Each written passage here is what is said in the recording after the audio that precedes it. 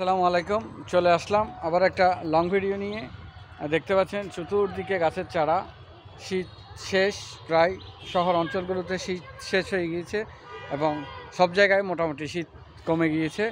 আপনারা এখন আস্তে আস্তে গাছ লাগানোর প্রস্তুতি নেন, কারণ সামনের বর্ষাগুলোতে যারা অজুহাত দেখিয়ে গাছ না লাগিয়ে বসে আছেন, বর্ষার শুরুতে আপনারা খুব দ্রুত মানে তাড়াতাড়ি করবেন যে গাছ লাগানোর জন্য। সেই গাছগুলো তখন সাথে সাথে ফল পাওয়া যাবে না। তাই এখনই পর্যাপ্ত সময় এসেছে, এখন থেকেই গাছ লাগানোর জন্য আপনারা ঠিক করেন। বর্ষার পানিতে আপনাদের যে ধারণাটা হয়, বর্ষার পানিতে এমনিতে তো গাছে পানি দিতে কষ্টটা কম হয়, সেটা যেন সফল এবং সার্থক হয়। তাই আমার চতুর্দিকে দেখতে পাচ্ছেন বিভিন্ন রকম চারার সমাহার। আপনারা সবাই যে যার মতো করি যার যার স্থান থেকে একটা দুটা চারটা করে হলো বৃক্ষরোপণ করুন, বৃক্ষরোপণে এগিয়ে আসুন। আমার চতুর্পাশে দেখছেন বিভিন্ন রকমের চারা, যার যেটা প্রয়োজন শুধু ইনবক্সে বলবেন, আমি আপনাদেরকে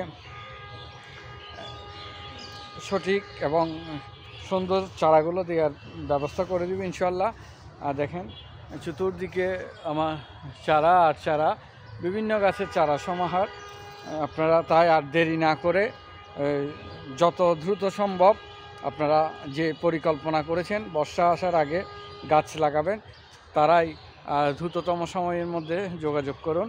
এবং সামনের দিনগুলো এই যে আপনার লাগানো চারাটা আপনাদেরকে পরিপূর্ণ অক্সিজেন দিবে এবং প্রকৃতির সৌন্দর্য বাড়িয়ে দিবে।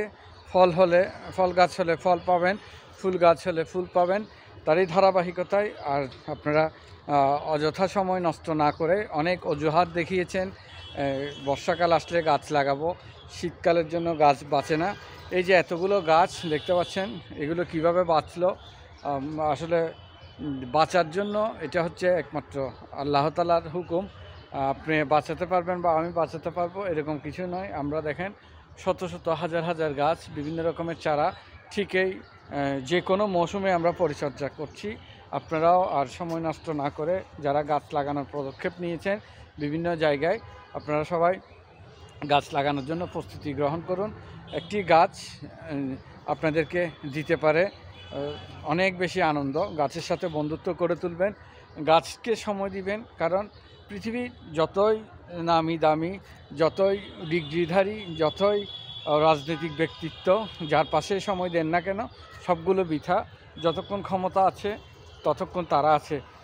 গাছ এমন একটা জিনিস, আপনার ক্ষমতা বদল হলো, পরিস্থিতি বদল হলো, গাছ কিন্তু ঠিক আমাদের সাথেই থাকবে, যেমনটা আগে ছিল এখনও আছে। তাই গাছের কোনো বদনাম নেই। আপনারা বেশি বেশি গাছ লাগান, পরিবেশ রক্ষা করুন এবং গাছ লাগাতে অন্যকে উৎসাহ করুন। বিশেষ করে বাচ্চাদেরকে গাছ লাগানোর জন্য তাদেরকে উৎসাহিত করুন, তারা যেন পড়ালেখার পাশাপাশি গাছ লাগায়, বৃক্ষরোপণ কর্মসূচিতে অংশগ্রহণ করে, তাদের মনের ও মেধার বিকাশ হয়। ধন্যবাদ সবাই, ভালো থাকবেন, সুস্থ থাকবেন। আসসালামু আলাইকুম।